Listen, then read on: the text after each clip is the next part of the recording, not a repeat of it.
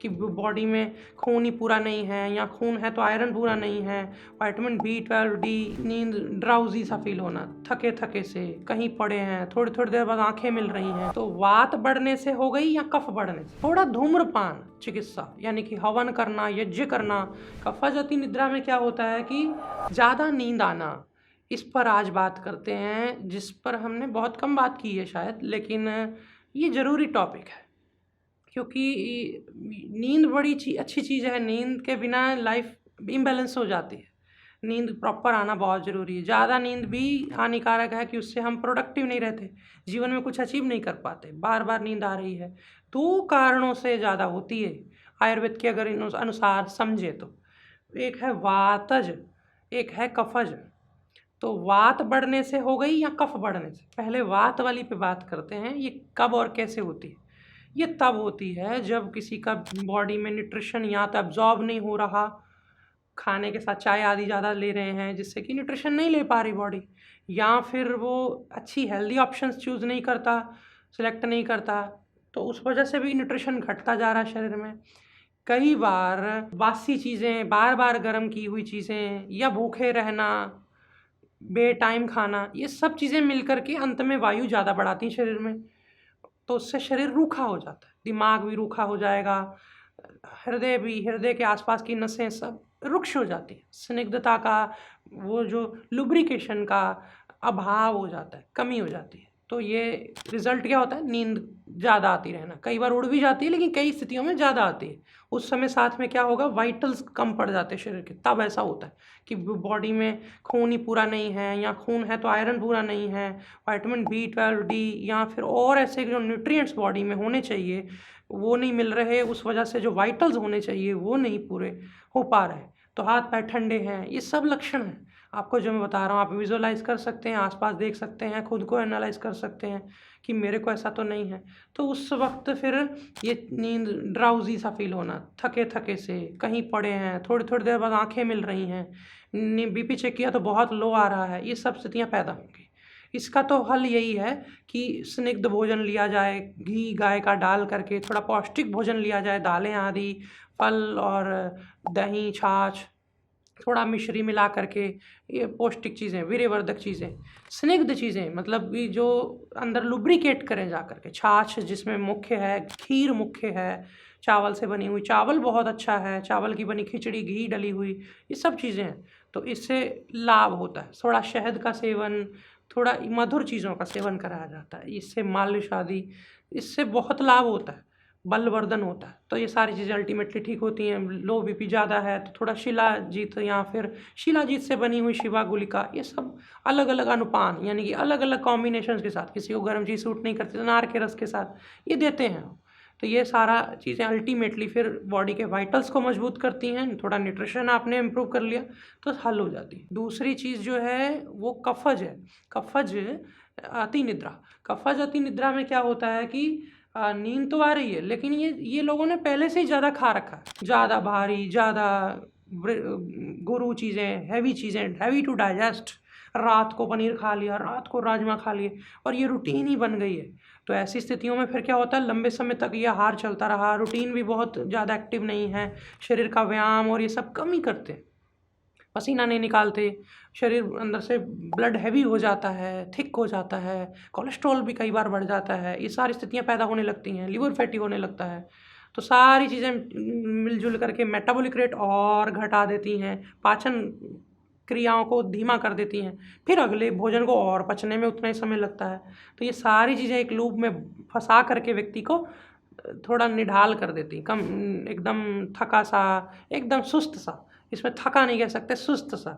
तो सुस्त जो है उसको अगर चुस्त बनाना है तो यही उपाय है कि सबसे पहले उठे, चले, सैर करे, ज़्यादा पैदल यात्राएं करे, और चले फिरे, उठे, बार बार ऊपर नीचे दाएं बाएं, अपने खाना खा के बर्तन खुद रखे, साफ करे, थोड़ा एक्टिव रहे। थोड़ा बैठने वाला काम यदि कुर्सी पर ही है तो थोड़ा फील्ड वर्क भी साथ में करें। चलते चलते फ़ोन पे बात की जा सकती है, बहुत सारी चीज़ें की जा सकती हैं। बस इतना ध्यान रहे भोजन करने के तुरंत बाद आधा घंटा तक नहीं सैर करनी, बाकी समय में वो चले फिरे, अच्छा है। और क्या कर सकते हैं, इसमें थोड़ी कड़वी चीज़ें खिलाई जाती हैं, करेला, मेथी, या अन्य ऐसी कड़वी चीज़ें जिससे कि थोड़ा शरीर में वीर्य बल तो रहे लेकिन थोड़ा रक्त शोधन हो, रक्त शुद्धि हो, कोलेस्ट्रॉल और सब चीज़ें घटें। तो ये लिमिट में आपने ये भी शुरू करा दिया। और साथ ही साथ इसमें हम कराते हैं थोड़ा तेज व्यायाम, थोड़ा शरीर को गर्मी पहुंचाना किसी तरीके से, सूर्य के रोशनी में बैठना, मालिश करना सूर्य की रोशनी में, और भाप का स्नान लेना, कभी कभी उपवास करना, लंघन करना, कभी एक दिन नहीं खाया, फलाहार रह रहे हैं, हल्का हो जाएगा शरीर, लोड कम पड़ेगा डाइजेशन पे और उससे चुस्ती बढ़ेगी। और भी ऐसी चीज़ें की जा सकती हैं जैसे कि पेट साफ कराना। ऐसी स्थितियों में बहुत ज़रूरी हो जाता है कि हफ्ते में 3-4 बार कोई ना कोई त्रिफला चूर्ण ऐसी चीज़ें दी जाएं ताकि सुबह 1-2 दस्त आ जाएं। घबराने की ज़रूरत नहीं है, वहाँ पे अच्छा है वो, उससे दस्त आएंगे, खुलेगा शरीर, आंखें खुलेंगी। और फिर आगे आने वाले समय में आहार में फिर घी और तेल चिकनाई को घटा दिया जाता है। और ये जो बाहर की चीज़ें, हैवी मिठाइयाँ आदि, ये तो बिल्कुल अवॉइड कर दी जाती है। इतना अगर करते हैं तो नींद का बहुत अच्छा उपचार हो जाता है। फिर भी अति निद्रा अगर हो रही है और वो कफज है, यानी कि जिसके बारे में मैं अभी चर्चा कर रहा हूँ, पता है कि बॉडी में ज़्यादा ही फैट्स और ये सब चीज़ों ने भारी कर रखा है शरीर को, तो ऐसी स्थितियों में गरम गरम पेय पीना, चाहे गुलाब और लेमन ग्रास की टी हो गई, कभी कभी मोरिंगा और तुलसी की चाय हो गई, कभी कभी उसमें आप मुलेठी की चाय हो गई, कभी ऐसे और भी कश्मीरी कहवा आदि, ये सब चीज़ें पीना एक उपचार, घरेलू या उपचार कह सकते हैं, हो जाता है। ये इससे बहुत लाभ होता है। तो ये सब चीज़ें मिल करके आपके अंदर एक्टिव टेंडेंसी को बढ़ाएंगे, स्वेद को पैदा करेंगी, पसीना अधिक आएगा तो शरीर खुलेगा, अल्टीमेटली आप चुस्त दुरुस्त महसूस करेंगे। अति निद्रा यदि है जिसमें कि बॉडी में बहुत भरा हुआ है, हैवी हो, लोडेड बॉडी है, तो उस स्थितियों में जौ का सेवन बहुत अच्छा है। हालांकि रूखा होता है, रुक्ष होता है, जो वातज अति निद्रा है उसमें नहीं काम करेगा, तो इस वाली अति निद्रा में दिया जा सकता है, क्योंकि इससे शरीर, इसकी रूखेपन से शरीर थोड़ा अवृश्य हो जाएगा, तो उससे क्या होगा कि थोड़ा हल्कापन आएगा। तो जौ खिलाए जा सकते हैं सुबह दोपहर, आप आहार में इसको ऑन एंड ऑफ ले सकते हैं। थोड़ा धूम्रपान चिकित्सा, यानी कि हवन करना, यज्ञ करना, ये भी एक समाधान हो सकता है एक तरह से। ये भी जब शरीर में जाता है तो आपको निद्रा जो अधिक आ रही है उससे मुक्त करता है। और फिर इसमें चलता है वमन। वमन यानी कि उल्टी करवाना, पानी पी लिया 2-3 गिलास, जितना पी सके उकड़ू बैठकर, थोड़ा उसमें सेंधा नमक मिला दिया ताकि पानी जो है थोड़ा गुनगुना कर लिया कि पानी सफाई अच्छी कर दे यहाँ की। और पानी में नमक होगा तो वो जल्दी नीचे फ्लश नहीं करेगा आंतों में, भागने की नहीं करेगा, 2-3 मिनट रुकेगा, तो उतने ही 2-3 मिनट के अंदर अंदर आप झुक करके पानी से उल्टी कर दें, बीच वाले 2 उंगलियों से हलक को दबा के।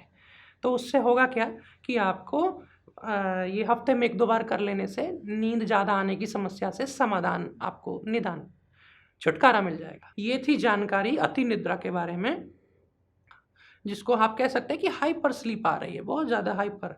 तो आप इन चीज़ों से समझ लेकर के अपने जीवन में अपने परिस्थितियों को बदल सकते हैं। फिर भी कुछ चीज़ें ऐसी होती हैं कि वैद्य की ही परामर्श से हमें समझ आती हैं कि हमें क्या करना है। वो भी एक बार ज़रूर आप अपने किसी नज़दीकी आयुर्वेदाचार्य, वैद्य, कोई फैमिली डॉक्टर से जो आयुर्वेद को, आहार को समझते हों, उनसे बात करिएगा, पूछिएगा कि हमें और क्या करना चाहिए, क्योंकि ये चीज़ें धीरे धीरे फिर आपको ज़्यादा नींद आना, ये प्रोडक्टिविटी भी ख़त्म करता है और बीमारियां भी पैदा करता है, क्योंकि दिन में सोना नहीं चाहिए और दिन में सोना मना है, और आप सोएंगे तो और बीमारियां अलग अलग पैदा होंगी, फैटी लिवर और बढ़ेगा, है ना, पाचन शक्ति और घटेगी। तो ये सब चीज़ों से यदि आप समय रहते बचना चाहते हैं तो ज़रूर इन चीज़ों को निदान करके, समझ करके उपचार करें। आज फिलहाल इतना ही। नमस्कार। निरोगी रहना हम सबका मौलिक अधिकार है, इससे हमें कोई वंचित नहीं रख सकता। और हम सब पे बहुत उपकार हैं हमारे ऋषियों के, जिन्होंने हमें योग, आयुर्वेद जैसी विधाएं दी, और इन विधाओं का सही तरीके से पालन करते हुए हमने स्थापना की है आनंदम आयुर्वेद के चिकित्सालयों की, जो कि अमृतसर, पंचकुला और वृंदावन जैसे स्थानों पर आपको सेवाएं दे रहे हैं।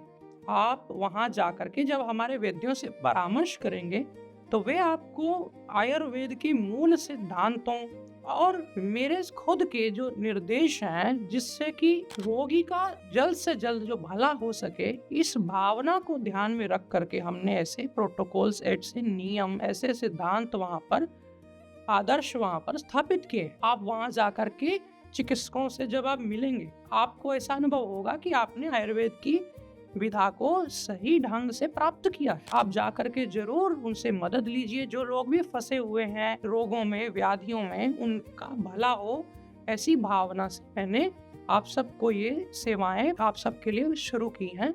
आप जरूर से जा करके इनका लाभ